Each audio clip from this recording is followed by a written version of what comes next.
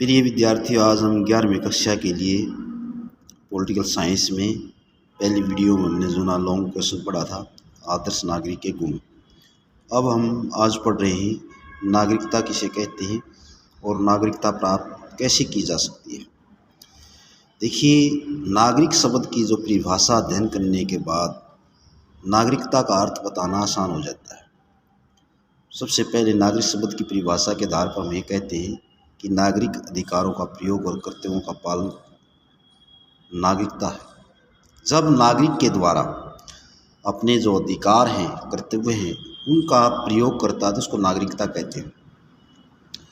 नागरिक शब्द की जो है वो नागरिकता शब्द के समय अनुसार बदलती रही। प्राचीन काल में मैंने बताया है कि जो छोटे छोटे नगर राज्य होते थे यूनान में, उसी के आधार पर उनको नागरिक कहा जाता था और वहाँ के नागरिकों को जब अधिकार प्राप्त होते थे तो उसको नागरिकता कहा जाता था।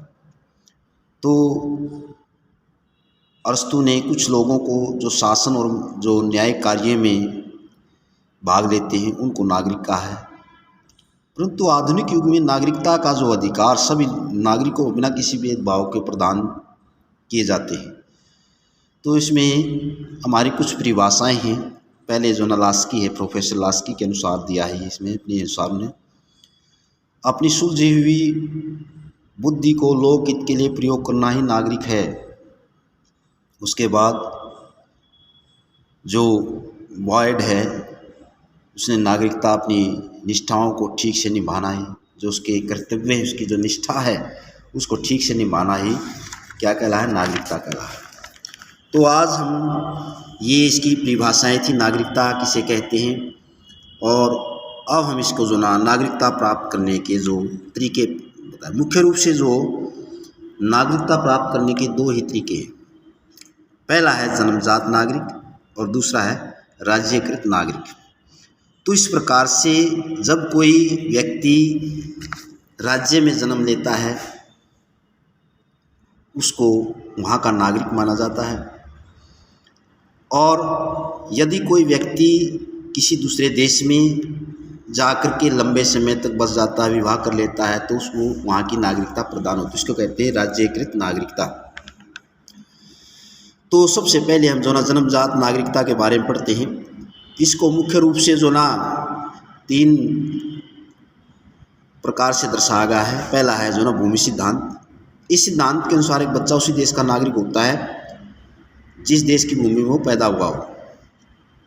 यदि एक भारतीय अपनी स्त्री के साथ इंग्लैंड गया है, वहाँ पर उस बच्चे का जन्म हुआ है, तो इंग्लैंड का नागरिक माना जाएगा। इसको बोलते हैं भूमि सिद्धांत नागरिकता।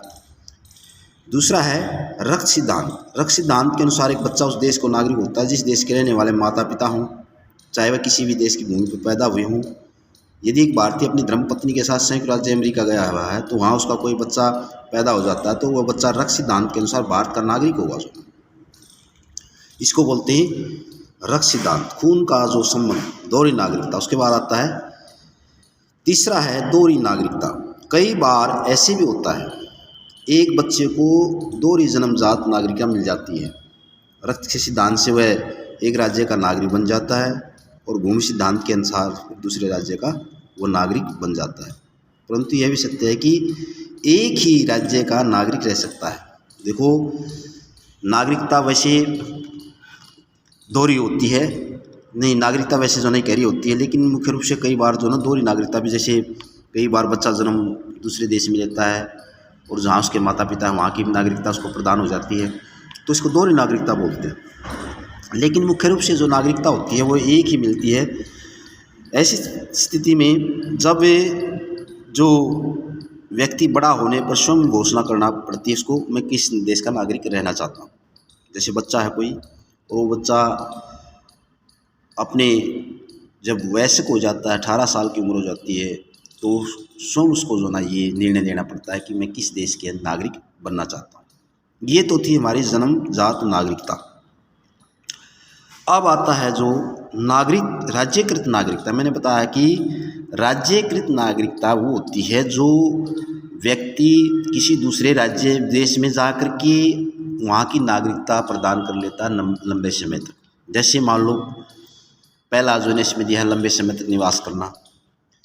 लंबे समय तक क्या होता है कि जब कोई व्यक्ति अपने देश को छोड़ करके दूसरे देश में लंबे समय तक रहता है और वहाँ पर प्रार्थना पत्र देता है कि मुझे यहाँ की नागरिकता प्रदान की जाए, तो उस लंबे निवास के कारण उसको वहाँ की नागरिकता मिल जाती है।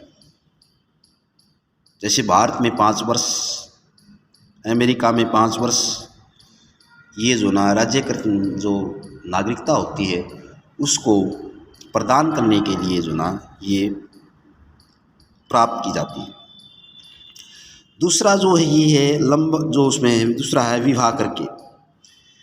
जब कोई स्त्री किसी विदेशी पुरुष से विवाह कर लेती है तो वह अपने पति के देश की नागरिकता बन जाती है। इसके साथ साथ जो बहुत से राज्यों में नियम में भी कुछ अंतर है। जैसे जापान में यदि कोई पुरुष जापानी स्त्री से विवाह कर लेता है तो पुरुष को जापान की नागरिकता मिल जाती है।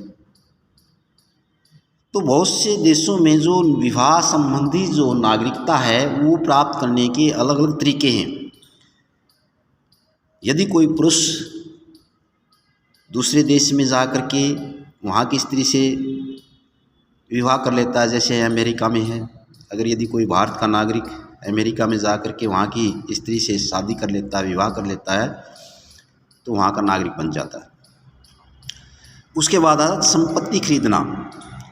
कई ऐसे देशों के नियम हैं कि भाई वहाँ के देश की जो संपत्ति है, मकान है, फार्म है, इस प्रकार की चीज़ वस्तुओं खरीदने से वहाँ की नागरिकता प्रदान हो जाती है।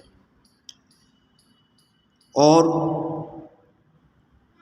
संपत्ति खरीदने के साथ साथ व्यक्ति उसी देश की तो में रुचि लेने लग जाता है, तो उसको कहेंगे जो ना राज्यकृत नागरिकता। उसके बाद आता है नौकरी करना। नौकरी करके जो ना, जैसे मैंने पहले बताया है कि इंग्लैंड में ये नियम है कि यदि कोई विदेशी वहाँ सरकारी नौकरी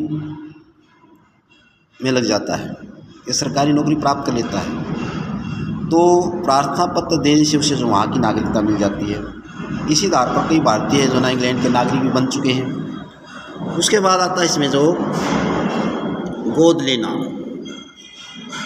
देखो ये सभी देशों का नियम है कि गोद लेकर भी नागरिकता प्रदान कर सकते हैं। यदि कोई व्यक्ति किसी विदेशी बच्चे को गोद ले करके उस देश की भी नागरिकता प्राप्त कर सकता है जहाँ का वो व्यक्ति हो। जैसे मान लो इंग्लैंड का कोई व्यक्ति भारत के बच्चे को गोद लेता तो इंग्लैंड की जो नागरिकता प्रदान हो जाती है क्योंकि उसने गोद लिया हो। तो इसी प्रकार है माता पिता की नागरिकता की प्राप्ति। कुछ ऐसे देशों के नियम होते हैं जहाँ माता पिता की किसी देश की नागरिकता होती है तो उस बच्चे को वहाँ को उस देश का नागरिक बना दिया जाता है या समझा जाता है। फिर सेना में भर्ती होकर के, सेना में जो कई बार किसी दूसरे देशों में जाकर के सेना में भर्ती हो जाते हैं हम लोग, और वो सेना में भर्ती होकर के उस देश के प्रति वफादारी करने लगता है तो उस देश की उसको नागरिकता मिल जाती है। यदि कोई भारतीय किसी दूसरे देश में सेना में भर्ती हो जाता है तो उसको सेना के भर्ती होने के आधार पर भी वहाँ की नागरिकता प्रदान हो जाती है। तो उसके बाद है भाषा सीख लेने पर। जैसे हम किसी दूसरे देश की भाषा सीखते हैं, इंग्लैंड की, फ्रांस की, जर्मनी की, पोलैंड की, हंगरी की, इस प्रकार की जो भाषाएं हम सीखते हैं तो इसको जो ना भाषा के आधार पर भी कई बार हमारे को वहाँ की नागरिकता प्राप्त हो जाती है। उसके बाद आता है प्रार्थना पत्र देने पर। राज्यकृत नागरिक प्राप्त करने का एक तरीका ये भी है, यदि हम कोई व्यक्ति सरकार के पास प्रार्थना पत्र भेजता है नागरिकता प्राप्त करने के लिए तो उसे जो ना उसका चाल चलन का प्रमाण पत्र पेश करना होता है। अदालत में राज्य के प्रति वफादारी की शपथ लेनी पड़ती है। तो इन कारणों से हम जो ना राज्य की नागरिकता प्रदान कर सकते हैं, राज्यकृत नागरिकता। लेकिन इसके साथ साथ नागरिकता खोने के भी जो तरीके सेम वही हैं जैसे कि हमने जो ना प्राप्त करने के तरीके पढ़े हैं। जैसे इसमें दिया है लंबा निवास, इसमें जो ना लंबी गैरहाजिरी होने के कारण, अनुपस्थिति होने के कारण, विवाह करने के कारण, विवाह हमने जिस देश से की लड़की से किया अगर वहाँ की हमें नागरिकता मिल जाती है तो जो ना हम पहले वाले देश की नागरिकता को छोड़ना पड़ता है। तो सेम वही है जैसे लंबा निवास का मैंने बताया था कि जिस देश में हम जैसे मान लो कोई लंबा निवास करते हैं तो उस देश के जो पहले वाले देश की हमने सदस्यता छोड़नी पड़ेगी, हमें एक देश जो हम लंबे समय से रह रहे हैं उस देश की नागरिकता प्रदान हो जाएगी। तो ये जैसे देशद्रोह के कारण है, कई बार व्यक्ति देशद्रोह के कारण भी उसकी सदस्यता, इसकी नागरिकता समाप्त करनी पड़ती है, न्यायालय का फैसला हो जाता है कई बार न्यायालय द्वारा भी। तो इस प्रकार से हमने पढ़े थे आज नागरिकता प्राप्त करने के तरीके और उसको नागरिकता समाप्त करने के तरीके। ये दोनों तरह के क्वेश्चन जो ना हैं इसमें। तो आज हमने ये जो लॉन्ग क्वेश्चन किए हैं तो इन्हीं क्वेश्चनों को जो ना ध्यानपूर्वक से